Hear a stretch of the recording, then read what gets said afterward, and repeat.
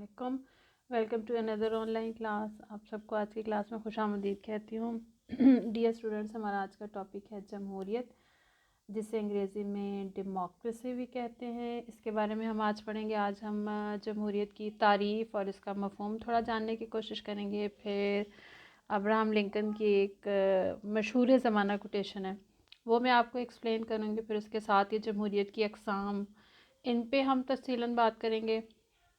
जमहूरियत के हवाले से मुख्तलिफ़ फ़िलासफ़र्स की डेफिनेशंस को देखेंगे और साथ में जमहूरियत की ख़ुसूसियात, जमहूरियत की खद्दोखाल या जमहूरियत की करैक्टरिस्टिक्स पे बात होगी।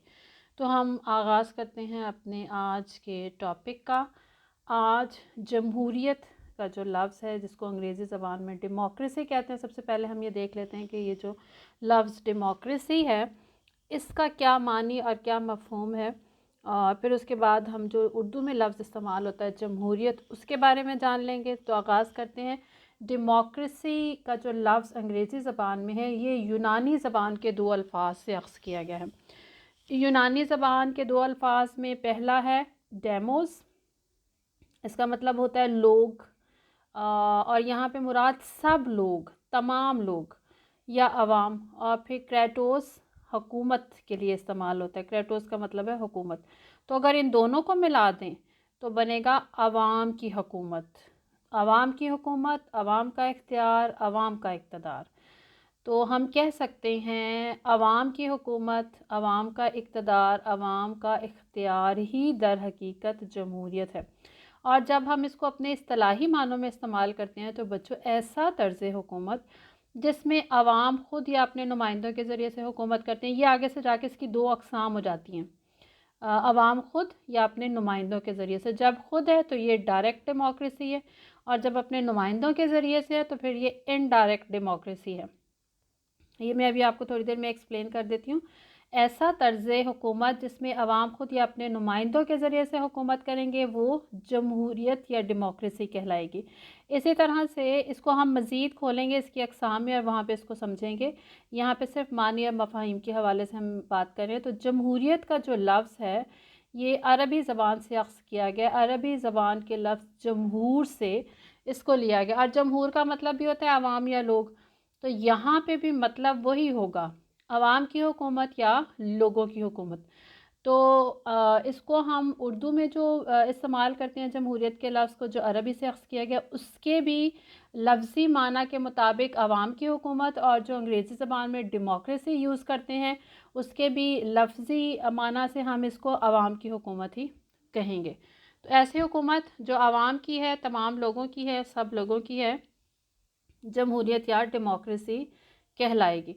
अब मैं आपको थोड़ा सा बच्चों इसका हवाला दे देती हूँ कि जमहूरियत जो है वो आज का दौर कह लीजिए या मौजूदा दौर कह लीजिए। मौजूदा दौर आज के दौर का पसंदीदा तर्ज़ हुकूमत है, सब इसको पसंद करते हैं। जमहूरियत का जो तसव्वुर है, ये इब्तदाई तौर पे हमें कदीम यूनानी मुफ़क्किरीन के यहाँ मिलता है, उनके नज़रियात में मिलता है। कदीम रूम और कदीम यूनान की छोटी छोटी सी जो शहरी रियासतें हुआ करती थी, जिन पे बात तफसीलन हो चुकी है चैप्टर नंबर 1 में, उन शहरी रियासतों के अंदर हमें जमहूरियत का अमली तौर पे जो तसव्वुर है वो नज़र आता है। लेकिन वहाँ पे भी याद रखिएगा, ये महदूद तसव्वुर था। महदूद तसव्वुर क्यों था? क्योंकि उस वक्त कदीम यूनान और कदीम रूम के जो शहरी थे, वो सारे के सारे लोग, सब के सब लोग एक तो शहरी नहीं कहलाते थे, उनमें से सिर्फ जो मर्द थे वो शहरी कहलाते थे, और सबके पास जो थे वो सियासी हुकूक नहीं थे। तो चूँकि सिर्फ मर्द जो हैं वो शहरी कहलाते थे, तो सियासी हुकूक भी इन्हीं के पास थे। उस ज़माने में भी जो ख़वातीन थी कदीम यूनान में और रूम में, और जो बच्चे थे और जो बूढ़े थे और जो ग़ुलाम थे, वो शहरी तसव्वुर नहीं किए जाते थे। तो मग़रिब के यहाँ कदीम यूनान में, कदीम रूम में भी हमें ये महदूद पैमाने पे नज़र आता है जो जमहूरियत का तसव्वुर है। फिर हमें ये वसी मफ़हूम में या वसी मानों में कहाँ नज़र आता है, तो हो सकता है आप लोगों को हैरत हो। हैरत होनी तो नहीं चाहिए। यहाँ पे मैं आपको बताऊँगी कि 6ठी सदी ईस्वी में इस्लाम ने बहुत वाज़ेह अंदाज से वसी मफ़हूम में जमहूरियत का तसव्वुर जो है वो पेश किया, और दुनिया इससे मुतारिफ़ भी हुई। कि तमाम शहरियों को हुकूक अता किए, اور پھر اس وقت جو ہے وہ خلیفہ کا انتخاب افراد کے ذریعے سے کروانے کی روایت بھی ڈالے، اور اس وقت جو ہے عوام کو براہ راست حکومت پہ تنقید کرنے کا حق تھا، اس وقت عوام کو حق تھا کہ وہ اپنے حکمرانوں سے جواب طلب کر سکتے ہیں۔ تو اس وقت اسلام نے جو تعارف کروایا جمہوریت کا، وہ وسیع معنوں میں کروایا، جب سب کے پاس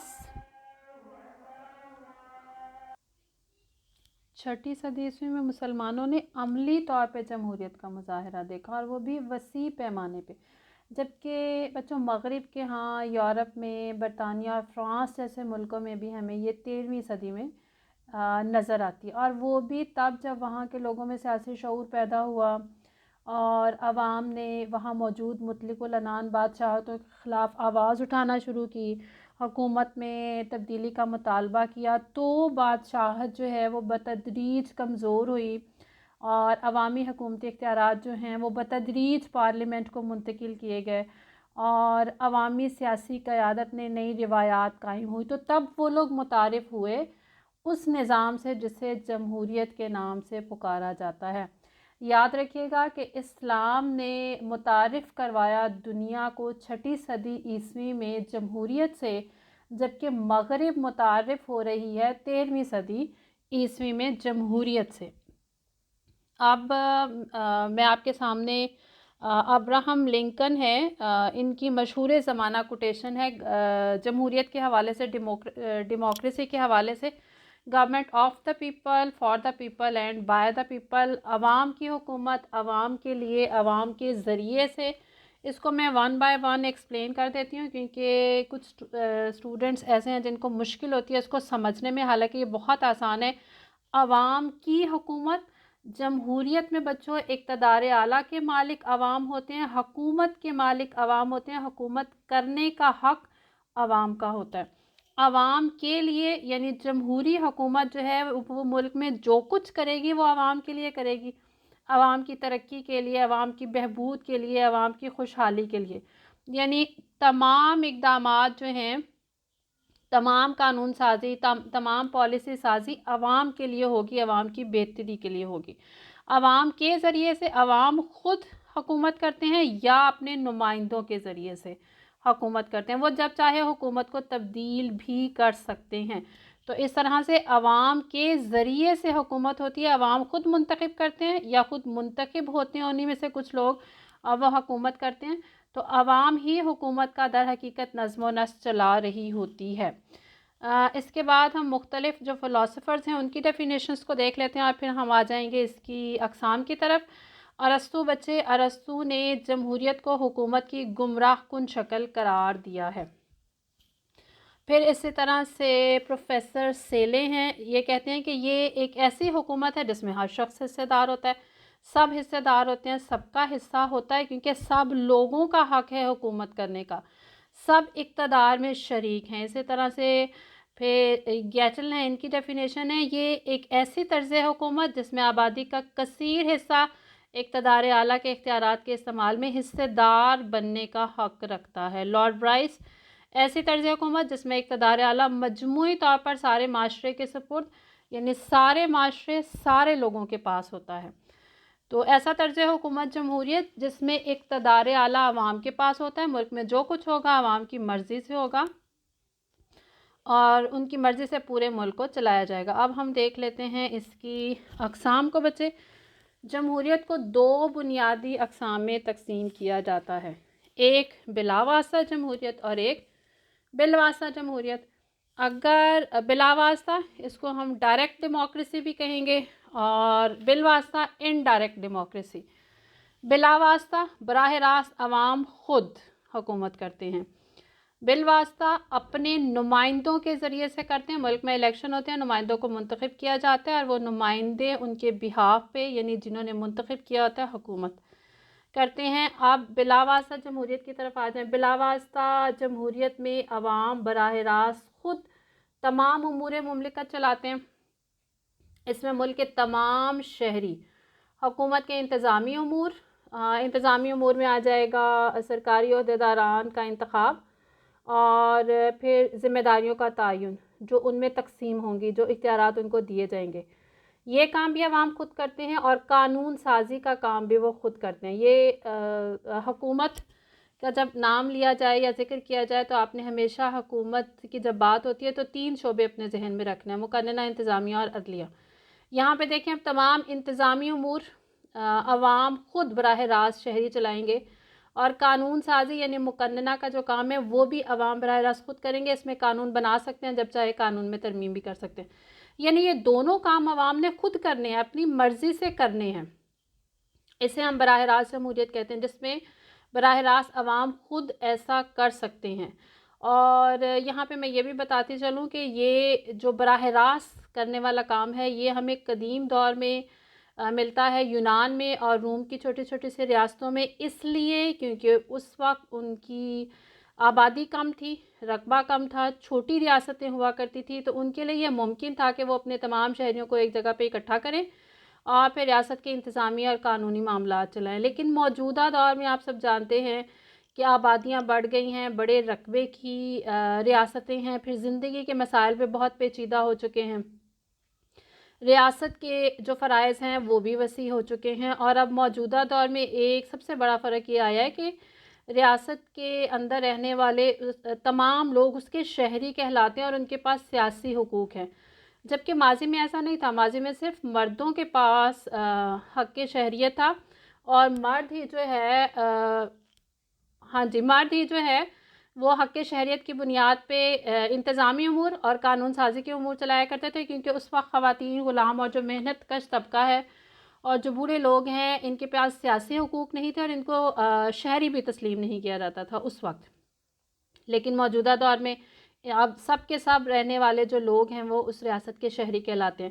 تو اب یہ پاسبل نہیں ہے جہاں پہ بہت زیادہ آبادی ہے، بڑے رقبے والی ریاستیں ہیں، کہ وہاں پہ سب لوگوں کو اکٹھا کیا جائے اور براہ راست وہاں کے لوگ جو ہے وہ تمام انتظامی امور اور قانون سازی کے امور چلا سکیں۔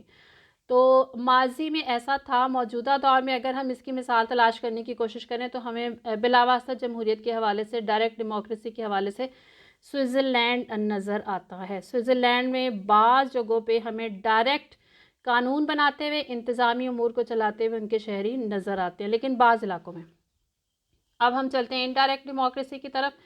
انڈائریکٹ ڈیموکریسی نمائندوں کے ذریعے سے، عام لوگ الیکشن میں اپنے نمائندے منتخب کریں گے، وہ نمائندے پھر حکومت کریں گے۔ اس کو ہم نمائندہ جمہوریت بھی کہتے ہیں، انڈائریکٹ ڈیموکریسی بھی کہتے ہیں، بالواسطہ جمہوریت بھی کہتے ہیں۔